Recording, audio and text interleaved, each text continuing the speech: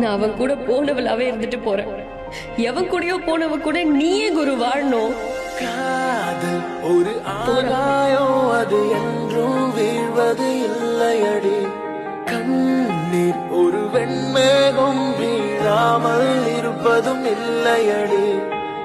கடலுக்குள்ளே மீன் அழுதால் மீன் கண்ணீர் வெளியே தெரியாது.